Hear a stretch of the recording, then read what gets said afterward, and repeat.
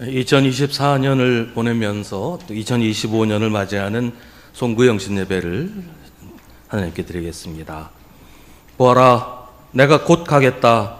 나는 각 사람에게 그 행위대로 갚아주려고 상을 가지고 간다. 나는 알파며 오메가 곧 처음이며 마지막이요 시작이며 끝이다. 아멘.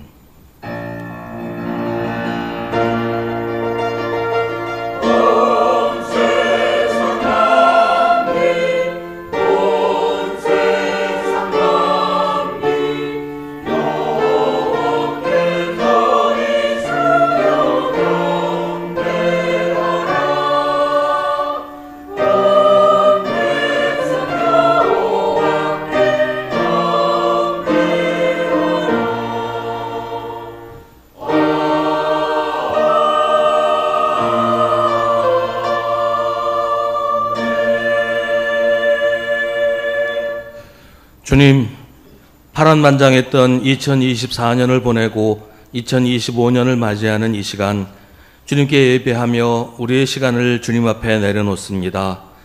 두렵고 어두운 마음으로 한 해를 마무리하며 여전히 두려운 마음으로 새 해를 열게 되었습니다. 하지만 하나님을 믿고 의지하는 사람들에게 언제나 큰 은혜로 함께 하시며 항상 좋은 것으로 채워주시고 선한 길로 인도하시는 하나님과 함께 하기에 새해를 소망 가운데 시작하게 됩니다. 주님, 이 시간 한 해 동안 지치고 상한 저희의 마음을 위로하여 주시고 기대보다는 염려가 앞서는 새해를 맞는 저희에게 용기를 주옵소서. 한 해 동안 받은 복을 기억하게 하시고 새해에도 주님이 나의 복이요 주님이 나의 상급임을 깨닫고 확인하는 날들이 되도록 인도하여 주시옵소서. 지금 이 순간 이 자리에 주님 함께 하시는 줄 믿습니다. 이 예배를 주님께서 주관하시고 받아주시옵소서. 예수 그리스도의 이름으로 기원하옵나이다. 아멘. 찬송가 301장 함께 찬송하겠습니다.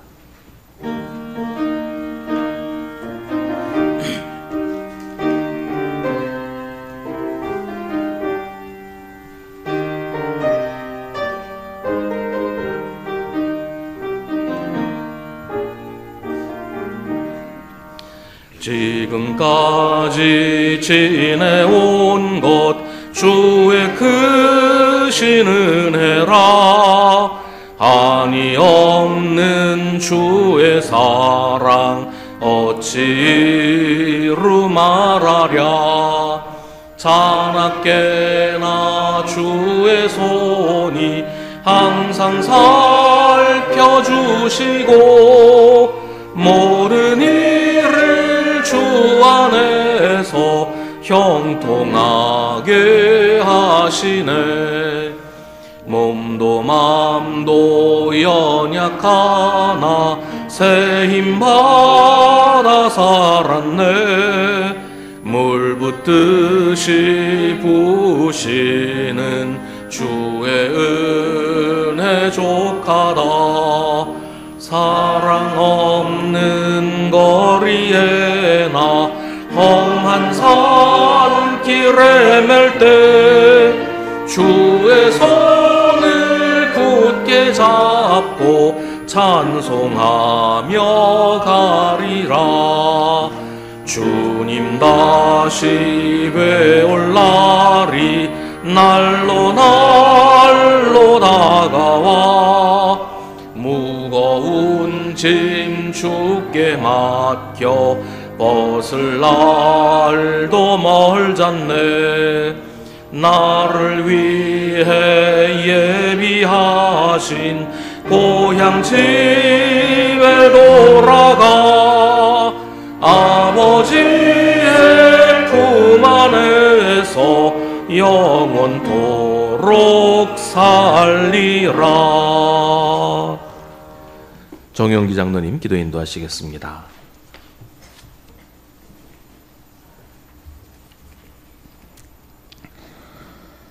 은혜와 사랑에 거룩하신 하나님, 24년 마지막 하루를 보내고 이제 25년 새해 첫 달을 기다리며 송구 영신 예배를 드립니다.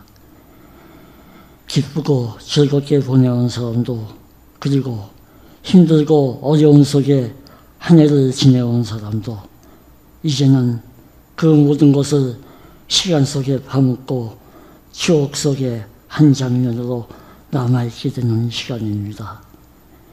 길었던 여정을 지켜주시고 인도해 주심에 감사드립니다. 이스라엘 민족을 애굽 땅에서 구원해내시고 그 딸을 한 해의 첫째 딸로 삼으신 하나님, 우리 인간들에게는 어느 평상시와 같았던 그날을 기념하고 기억해서 주님의 구원하심과 위대하심을 알게 하라는 그 가르침을 지금 한 해가 저물어가는 이 시간 다시 한번 되새길 수 있게 하여 주시옵소서. 3000여 년이 흐른 지금 어느 평상시 같았던 이 하루가 이제 24년과 25년으로 나누어지고 있습니다. 들을 귀가 없어서 듣지 못하여 주님의 말씀이 허공에 맴돌며 볼 수 있는 눈이 없어 보지 못하여 주님께 행하지 못했던 지금 이 시대에 새해를 맞이하는 우리 후손들에게 무엇을 말하고 무엇을 보여주며 어떤 꿈을 줄 수 있을지 지금 이 시간 깊이 누이치며 회개하는 시간 되게 하여 주시옵소서. 지금 이 세계는 전쟁의 포화가 더해지며 어린아이의 울음소리가 가슴을 울리며 먹을 물이 없어 오염된 물을 먹으며 아파하는 아이들의 눈동자가 허공에 떨어지고 부모가 자식을 부른다 하고 자식이 부모를 버리며 거짓과 위선과 나만이 옳다고 하는 어리석음이 하늘을 뒤덮고 있는 이 현실 속에서 우리들에게 잠시나마 들을 수 있는 귀를 주시고 조금이라도 볼 수 있는 눈을 주시지 않으시겠습니까? 우리의 완악한 마음에서 우리의 이기적인 생각에서 다시 주님의 마음으로 돌이켜 주님의 위대한 여정을 다시 볼 수 있는 주님이 다시 시작하는 구원의 한 해가 되게 하여 주시옵소서. 우리 후손들에게 주님의 사랑을 보여줄 수 있는 은혜의 한 해가 되기를 소망합니다. 평온하게 지나가기를 바랬던 바람과는 다르게 또 어처구니 없는 참혹한 비행기 사고가 우리 앞에서 일어났습니다.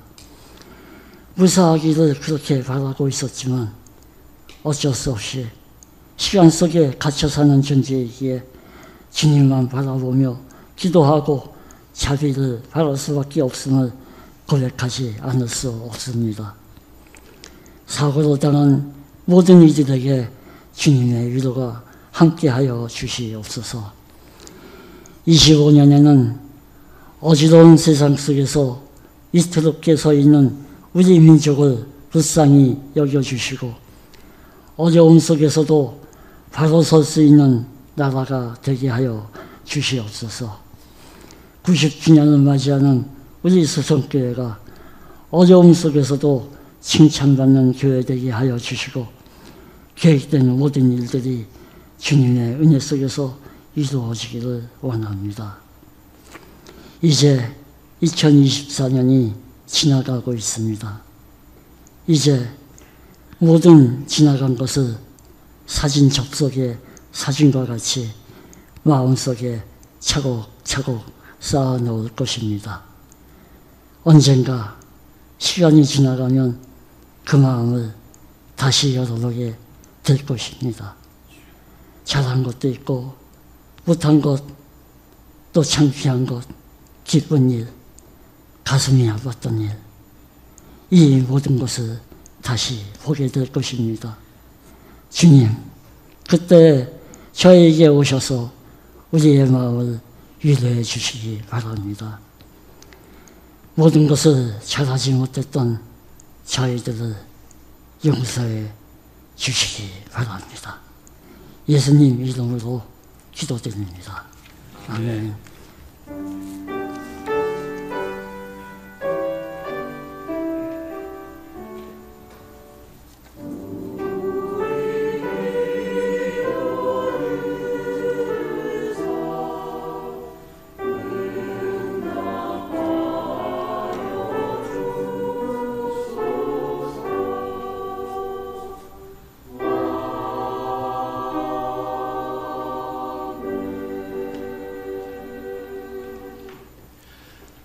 하나님의 말씀 누가복음 12장 16절부터 21절입니다.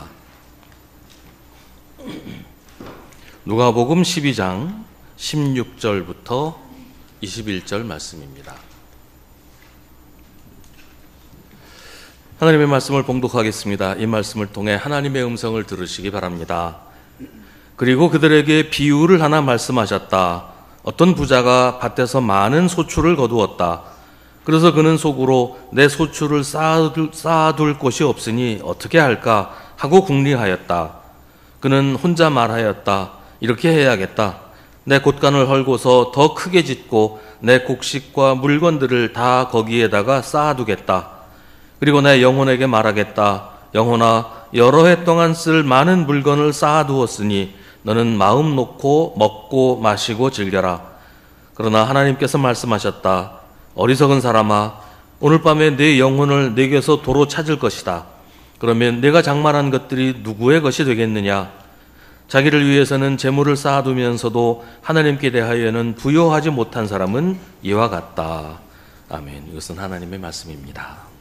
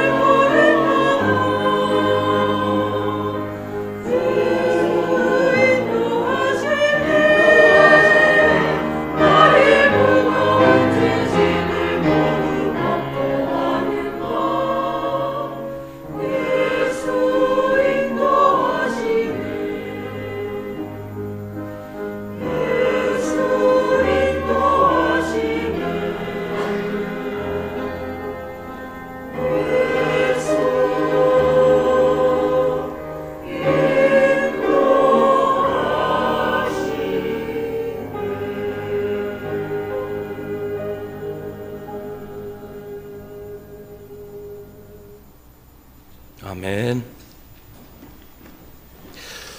시간을 1년 단위로 구분하기 시작한 게 언제인지는 정확하게 알 수 없습니다. 달력이 생기면서부터 1년이라는 시간 구분이 생긴 게 아니고 사람들이 그렇게 시간을 단위로 구분하면서 야, 이러면 달력 같은 게 있으면 참 편리하겠다. 그래서 달력이 나온 것이기 때문에 달력이 나오기 훨씬 전부터 사람들은 시간을 1년 단위로 구분을 했었습니다. 시간을 1년 단위로 구분하는 것은 아무래도 농사와 관계가 깊습니다. 농사 짓는데 이 필수적인 요소가 날씨와 기온인데 이게 1년 단위로 거의 정확하게 되풀이되기 때문에 농사를 짓는데 달력이 있으면 대단히 큰 도움이 되지요. 뭐 지역에 따라서는 계절도 다르고 기후도 다르지만 어디서나 지구상의 어디에서나 그게 1년마다 되풀이된다는 건 동일하기 때문에 각각의 지역에서 농사를 짓는 주기를 정해서 거기 맞춰서 농사를 짓게 되는 것이고 이제 그게 1년이라는 단위가 되는 겁니다. 사실 뭐 농사만 그런 것도 아니었을 거예요. 사냥도 마찬가지죠. 어느 계절에 어느 동물이 가장 많이 출몰하느냐, 또 어느 계절에는 뭐 곰이나 뱀이 갑자기 사라졌다가 또 어느 정도 시간이 지나니까 하나씩 등장하기 시작하더라. 어느 계절이 되면 평소에 없던 새떼가 막 몰려왔다가 어느 정도 시간이 흐르면 갑자기 떠나버리더라. 이런 걸 보면서 아, 이게 1년마다 되풀이되는 거구나.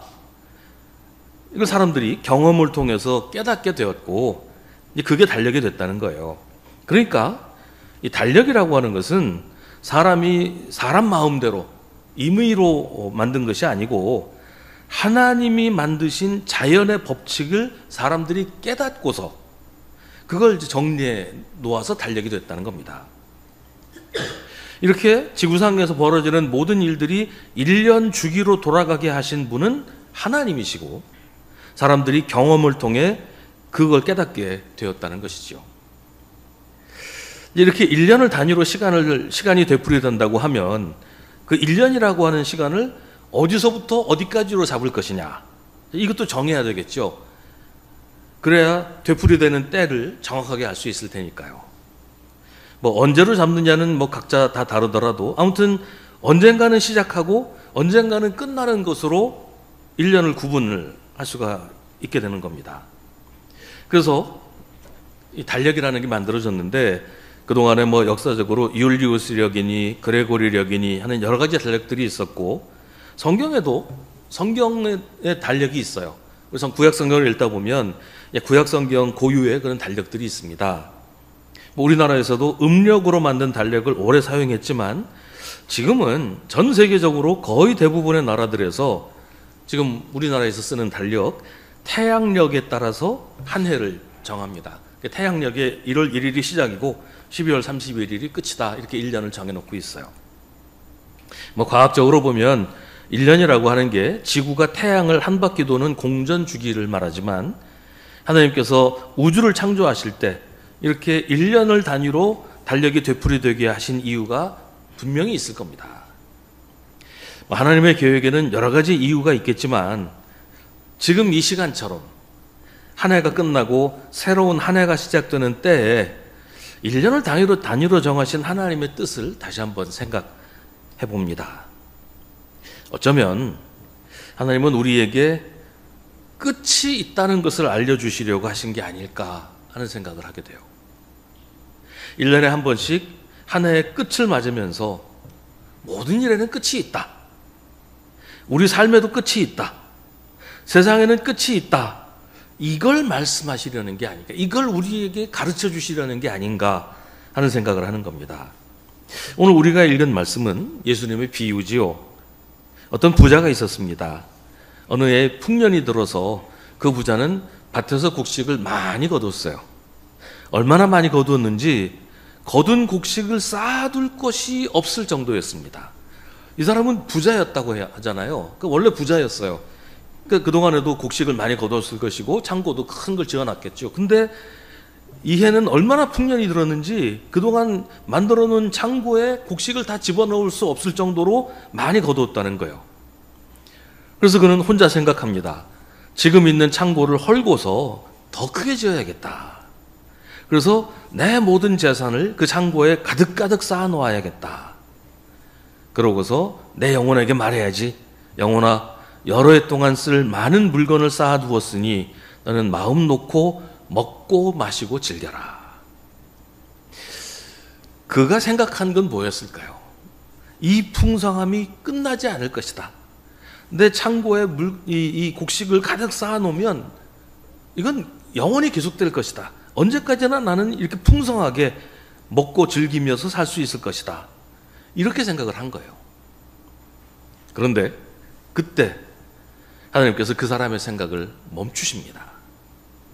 어리석은 사람아, 오늘 밤에 내 영혼을 내게서 도로 찾을 것이다. 그러면 네가 장만한 것들이 누구의 것이 되겠느냐? 하나님은 영원히 즐겁게 살기로 결정한 부자에게 너는 이제 끝났다 라고 하십니다. 너는 너의 풍성함이 끝없이 계속될 거라고 믿지만 천만에 너는 이제 끝난 거야. 끝없이 계속되는 게 아니라 끝난 거야 라고 하시는 겁니다. 하나님께서 1년이라는 단위로 시간을 끊어 놓으신 것은 끝이 있다는 것을 우리에게 알려주시기 위해서일지도 모릅니다. 모든 것에는 끝이 있다. 모든 것은 끝난다. 그게 언제인지 알 수 있는 것도 있고 우리는 알지 못하는 것도 있지만 그러나 분명한 것은 끝이 있다는 것입니다. 1년의 마지막 순간을 맞으면서 우리가 기억해야 할 것이 이것입니다. 끝이 있다는 것입니다. 천년 만년 계속되는 건 아무것도 없습니다. 모든 일에는 하나님이 정하신 끝이 있습니다. 즐거움에도 끝이 있고 마찬가지로 고난에도 끝이 있습니다. 기쁨에도 끝이 있고 아픔과 슬픔에도 끝이 있습니다. 건강에도 끝이 있고 모든 것에는 끝이 있습니다. 그게 하나님이 정하신 법입니다. 근데 우리는 그걸 까맣게 잊어버릴 때가 많아요. 그래서 하나님은 1년이라고 하는 단위로 시간이 되풀이되게 하셔서 1년에 한 번씩 우리가 끝을 만나게 하시는 것인지도 모른다는 겁니다. 우리가 12월 31일 항상 그걸 말하잖아요. 1년도 끝났다. 올해도 끝났다. 그러니까 끝났다 하는 말을 우리가 할 수밖에 없도록 하나님께서 만들어 놓으셨다는 거예요. 하나님은 끝을 생각하지 않는 부자를 어리석은 사람이라고 부르십니다. 왜냐하면 어리석기 때문이에요. 하나님께서 끝을 정해놓으신 것은 끝이 있다는 것을 알고서 끝을 준비하라고 하시는 겁니다. 기독교를 종말론의 종교라고 부르는 것도 같은 이유에서입니다. 우리에게는 끝이 있다. 그러니 그 끝을 기다리며 준비하며 살아야 한다. 이게 기독교의 가장 기본적인 신학이에요. 끝을 기다리지 않는 사람은 어리석은 사람입니다. 끝을 생각하지 않으면 방종하게 됩니다. 끝이 없다고 생각하는 사람은 절제할 줄 모르게 됩니다. 끝을 기다려야 겸손하게 되고 끝을 생각해야 바르게 정신 차리고 살게 됩니다. 그래서 하나님은 우리에게 1년에 한 번씩 끝을 경험하게 하시는 겁니다. 1년에 한 번씩 끝을 마주하게 하십니다. 그런데 여기서 우리가 또 한 가지 기억해야 할 것이 있습니다. 1년에 끝이 있다는 것은 새로운 시작이 있다는 말이기도 해요. 시간을 1년 단위로 끊으면 분명히 끝이 있어요. 그런데 그 끝 다음에는 또 다른 시작이 있단 말이에요. 그래야 다시 1년이 되풀이 되잖아요. 1년 끝나면 다 없어지는 게 아니잖아요. 1년이 끝나면 또 다른 1년이 시작이 되잖아요. 그러니까 반드시 끝이 있고 그 끝 다음에는 또 다른 시작이 있다는 겁니다. 예수님이 종말에 대한 이야기를 하실 때 항상 하신 말씀이 있어요. 하지만 아직은 끝이 아니다. 아직은 끝나지 않았다. 아직도 새로운 시작은 남아있다. 우리는 새롭게 시작할 수 있다라는 것입니다. 우리나라 국기에 태극 문양이 들어가잖아요. 이 태극, 동그라미 안에 이제 선이 이렇게 있는 거. 이 태극 문양이 뭘 상징하는 이제 그림인지 아세요? 태극이라고 하는 것은 두 마리 뱀이 서로의 꼬리를 물고 있는 형상입니다. 여러분 태극 잘 생각해 보세요. 꼬리가 꼬리를 무는 거예요. 서로의 꼬리를 물고 있는 뱀의 모습이에요. 이건 무슨 의미냐면 시작과 끝이 서로 맞물려 있다는 뜻입니다. 자연의 법칙이나 세상이 돌아가는 모습을 보고 사람들이 깨달은 것을 그림으로 그린 게 이 태극 문양이에요. 이게 이제 동양 철학이기는 한데 동양 철학이라고 해서 하나님이 창조하신 세상 밖에서 이루어지는 게 아니잖아요. 동양 사람들이 하나님이 창조하신 세상을 보면서 나름대로 깨달은 것을 그렇게 표현을 한 겁니다. 시작과 끝이 서로 맞물려 있다. 이 시간 예배를 시작할 때는 지난해의 끝이었어요. 근데 오늘 이 예배가 끝날 때는 새해의 시작이 됩니다. 한 해의 끝과 다음 해의 시작이 서로 맞물려 있어서 시작과 끝이 이어진다는 거예요. 하나님이 그렇게 만드셨어요. 하나님은 우리에게 끝이 있다는 사실을 알려주시면서 동시에 새롭게 시작할 수 있다는 소망을 주십니다. 우리가 끝이라고 생각하는 그 순간이 새로운 시작이라는 거예요. 우리가 다 끝났다, 이제 더 이상 어떤 희망도 가질 수 없다고 생각하는 그 순간에 하나님은 우리에게 다시 시작하라고 하십니다. 그래서 우리의 소망은 하나님이 주시는 거예요. 하나님은 끝에서 새로운 소망을 주십니다. 모든 것이 다 끝났다고 포기하는 그 순간에 다시 시작하게 하십니다. 한 해 농사를 망쳤어요. 엉망이 됐어요. 그러면 영원히 끝난 겁니까? 아니잖아요. 1년은 다시 돌아옵니다. 끝은 곧 시작으로 이어집니다. 그러니 절망하지도 포기하지도 말아야 하는 거예요. 하나님이 우리를 다시 시작하게 하시니까요. 예수님이 재림하시면 최후의 심판이 이제 이루어지죠.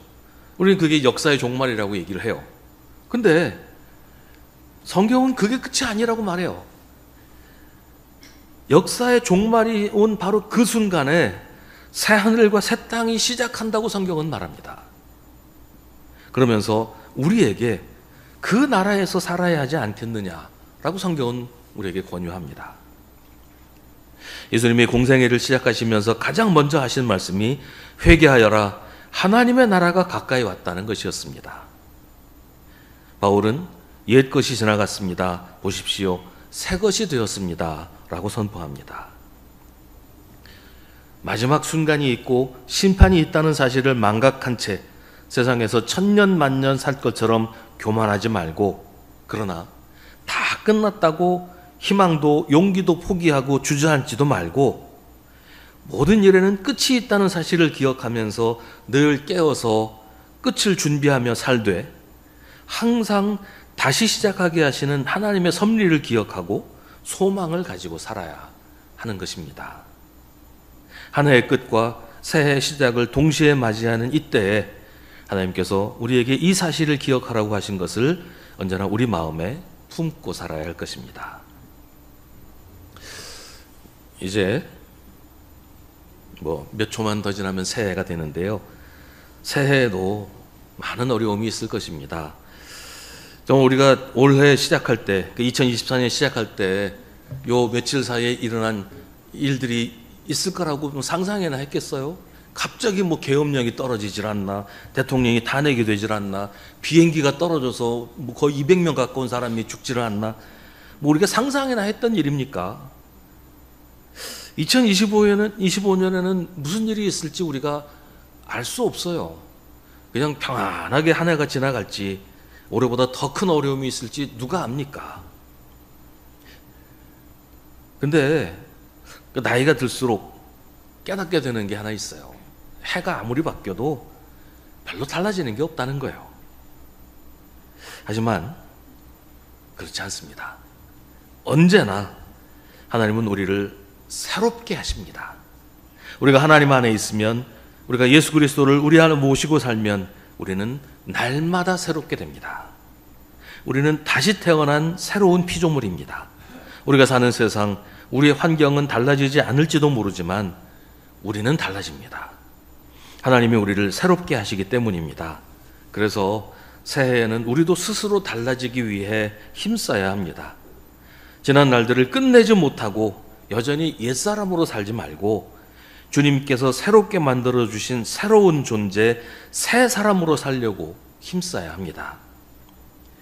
끝난 것은 끝내야 돼요. 끝내지 못한 채 새로 시작할 수 없어요. 하나님께서 끝을 주신 것은 끝내라는 거예요. 끝내고 새로 시작하라는 것입니다. 지난 날들을 끝내지 못해서 여전히 옛사람으로 살지 말고 주님이 새롭게 만들어주신 새로운 존재, 새 사람으로 살아야 합니다. 그러기 위해서 힘써야 합니다. 그러면 정말로 우리가 새롭게 되고 달라질 것입니다. 우리가 달라지면 우리 주위도, 우리가 사는 세상도 달라집니다. 나는 달라지려고 하지 않으면서 세상이 달라지지 않는다고 불평해봐야 무슨 소용이 있겠어요. 나는 새로워지지 않으려고 하면서 아무것도 새로울 게 없다고 하는 건 어리석은 말입니다.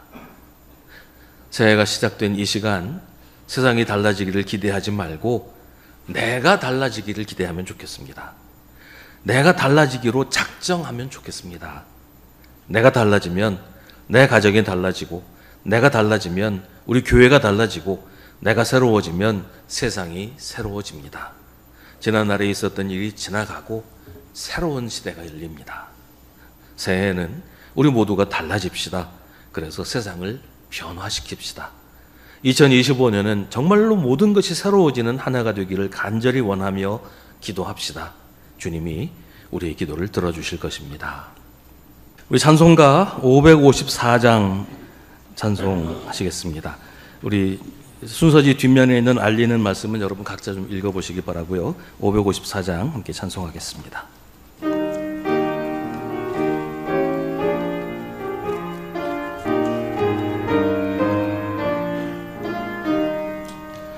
종소리 크게 울려라. 써묵은 해가 가는데 옛 것은 울려보내고 새 것을 맞아 들이자.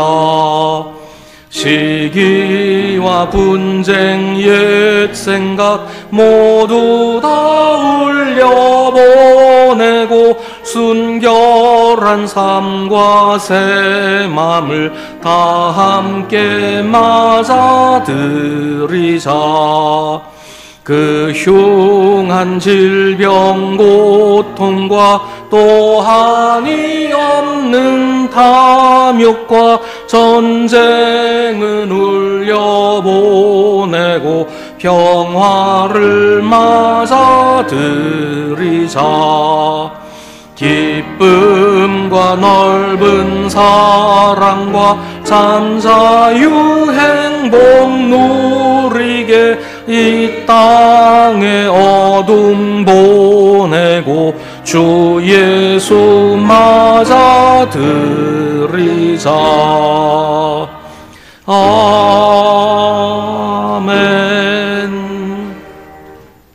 지난 한 해를 지켜주시고 새해를 열어주신 예수 그리스도의 은혜와 하나님 아버지의 사랑과 성령의 인도하심이 주님께 대한 감사와 믿음으로 살기로 다짐하는 사랑하는 성도들에게 그 가정과 일터와 삶의 모든 자리에 언제나 함께 하시기를 간절히 축원하옵나이다.